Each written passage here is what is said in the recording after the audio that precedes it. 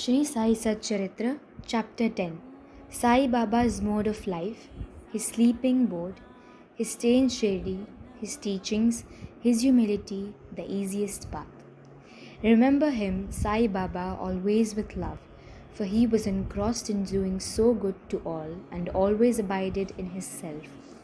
To remember him only is to solve the riddle of life and death. This is the best and the easiest sadhanas, as it involves no expenditure. A little exertion here brings great rewards. So as long as our senses are sound, we should any minute practice this sadhana. All other gods are illusory. Guru is the only God. If we believe in Sadguru's holy feet, he can change our forever tune for the better. If we serve him nicely, we get rid of our samsara. We need not study any philosophy like the Nyaya and the Mimamsa. If we make him our helmsman, we can easily cross over the sea of all our pain and sorrows. As we trust the helmsman in crossing rivers and seas, so we have to trust our Sadguru in getting over the ocean of worldly existence. The Sadguru looks to the intense feeling and devotion of his devotees, endows them with knowledge and eternal bliss. In the last chapter, Baba's mendicancy and devotees' experiences and other subjects are dealt with.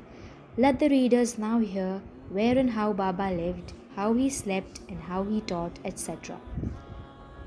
Baba's wonderful bedstead. Let us first see where and how Baba slept. Mr. Nana Sahib Dengale brought for Sai Baba a wooden plank, about 4 cubits in length and only a span in breadth for sleeping upon. Instead of keeping the plank on the floor and then sleeping on it, Baba tied it like a swing into the rafters of the masjid with old shreds on rags and commenced to sleep on it. The rags were so thin and worn out that it was a problem how they could bear or support even the weight of the plank itself, let alone the weight of Baba. But somehow or the other, it was Baba's sheer leela that the worn out rags did sustain the plank with the weight of Baba on it. On the 4 corners of this plank, Baba lighted panatis, earthen lamps, one at each corner, and kept them burning the whole night.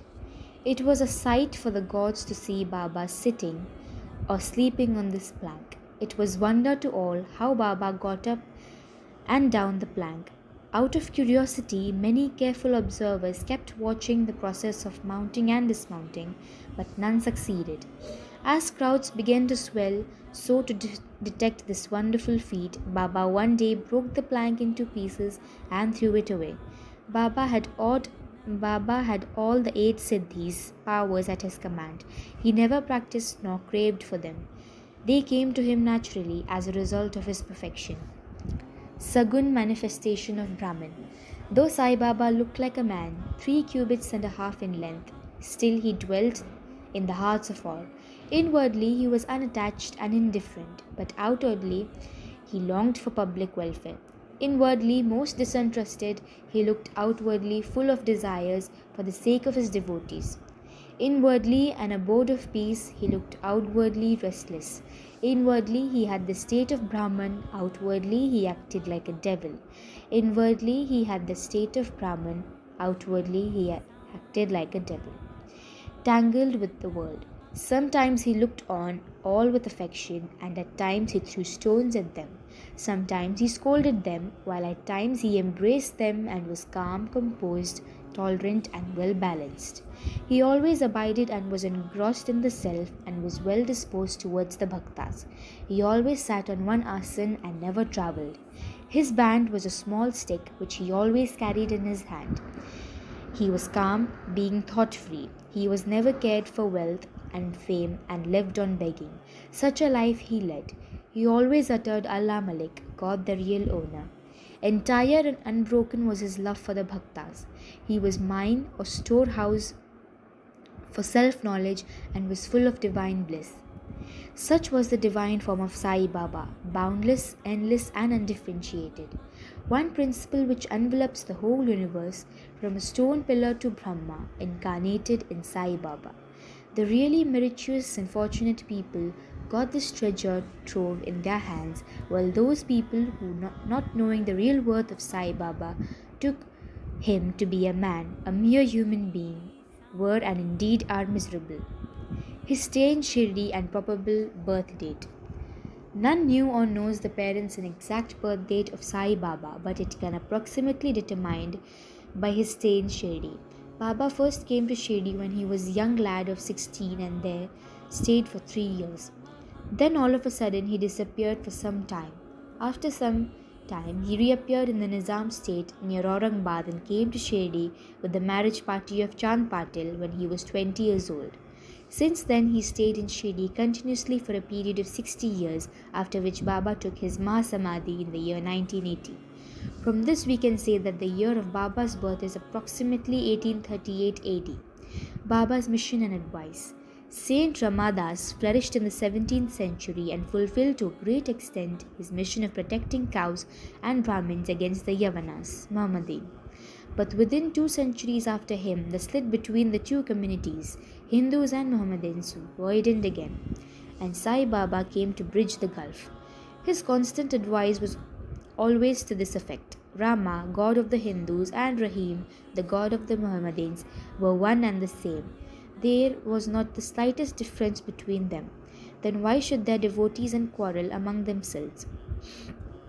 You ignorant folk! Children, join hands and bring both the communities together. Act sanely, and thus you will gain your object of national unity. It is not good to dispute and argue. So don't argue, don't emulate others. Always consider your interest and welfare. The Lord will protect you. Yoga, sacrifice, penance, and knowledge are the means to attain God. If you do not succeed in this by any means, vain is your birth. If anyone does any evil to you, do not retaliate. If you can do anything, do some good unto other. In this way, Sai Baba's advice to all, and this was in all good stead both in material and spiritual matter. Sai Baba as Sadguru. There are some gurus and gurus. There are many so-called gurus who go about from house to house with gimbals and veena in their hand and make a show of their spirituality. They blow mantras into the ears of their disciples and extract some money from them. They profess to teach pity and religion to their disciples, but they are themselves impious and irreligious. Sai Baba never thought of making the least show of his worth, piety. Body consciousness he had none, but he had great love for the disciples. There are two kinds of gurus: niyat, appointed or fixed, and second, aniyat, unappointed or general. The latter, by their advice, develop the good qualities in us, purify our hearts, and set us on the path of salvation. But contact with the former dispels our quality, sense of difference, and establishes us in unity by making us realize, Thou art that. There are various gurus imparting to us various kinds of knowledge, but he who fixes us in our nature, self, and carries us beyond the ocean of worldly existence is the Sadguru. Sai Baba was such a Sadguru.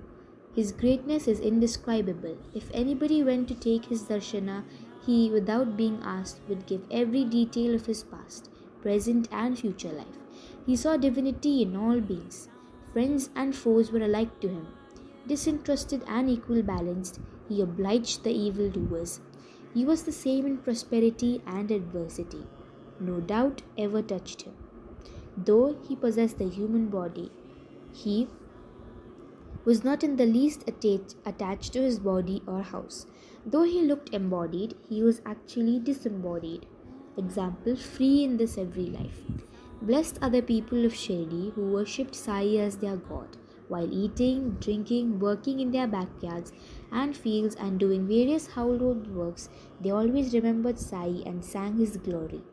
They knew no other God except Sai.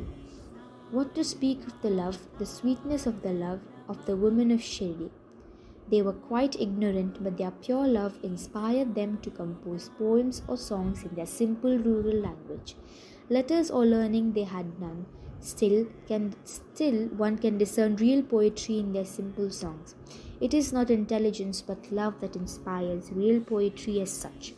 Real poetry is the manifestation of true love, and this can be seen and appreciated by intelligent listeners. Collection of these folk songs is desirable, and Baba willing, some fortunate devotee may undertake the task of collecting and publishing these folk songs either in the Sai Leela magazine or separately in the book form. Baba's humility.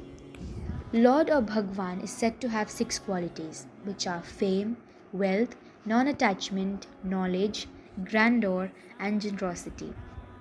Baba had all these in them. He incarnated in flesh for the sake of the bhaktas. Wonderful was his grace and kindness. He drew the devotees to him, or how else would ever could have known him? For the sake of his bhaktas, Baba spoke such words as the goodness of speech dare not utter. Here is a specimen. Baba spoke every humanably as follows. Slave of slaves, I am your debtor. I am satisfied at your darshan. It is a great favor that I saw your feet.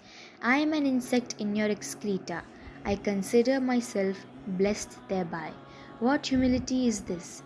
If anybody would think that by publishing this any disrespect is shown to Sai, we beg his pardon, and to atone for this we sing and repeat Baba's name.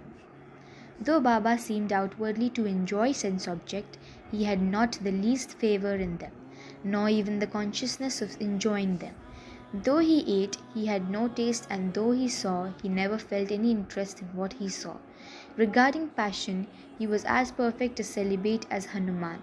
He was not attached to anything. He was pure consciousness, the resting place of desire, anger, and other feelings.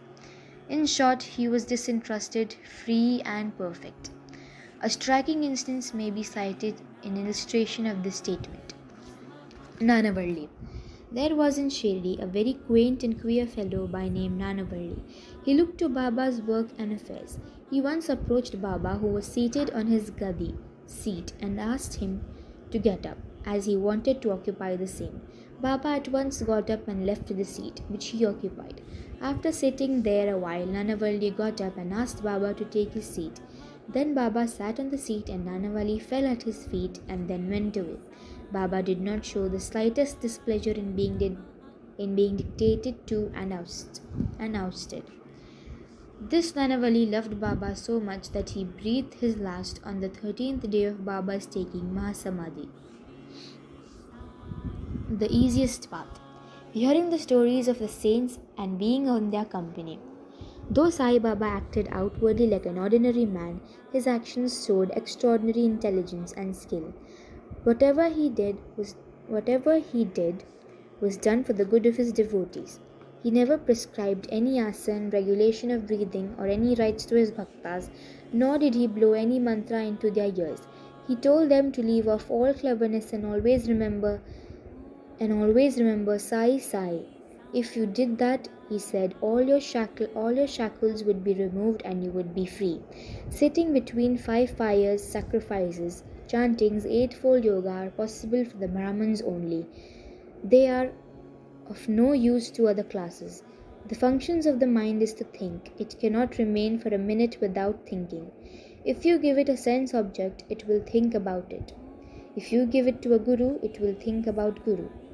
If you heard mostly attentively the greatness grandeur of Sai, this is the natural remembrance, worship, and kirtan of Sai. Hearing the stories of the saints is not so difficult as the other sadhanas mentioned above. Stories remove all fear from this samsara, worldly existence, and take you onto the spiritual path. So listen to these stories, meditate on them, assimilate them. If this is done, not only the Brahmins but women and lower classes will get pure and holy. You may do or attend to your worldly duties, but give your mind to Sai and his stories, and then he is to bless you. This is the easiest path, but why do not all take to it? The reason is that without God's grace, we do not get the desire to listen to these stories of saints. With God's grace, everything is smooth and easy. Hearing the stories of the saints, in a way, keeping their company. The importance of the company of saints is very great. It removes our body consciousness and egoism, destroys completely the chain of our birth and death, cuts asunder all kinds of knots of the heart, and takes to us God, who is pure consciousness. It certainly increases our non attachment to sense objects and makes us quiet. We conclude this chapter with meditation on Sai's form. He, the beautiful and handsome Sai, standing on the edge of the masjid and distributing udhi to each and every bhakta with a view to his welfare. He who thinks the world as naught and who is ever engrossed in supreme bliss. Before him we humbly prostrate ourselves. Bow to Shri Sai, peace be to all.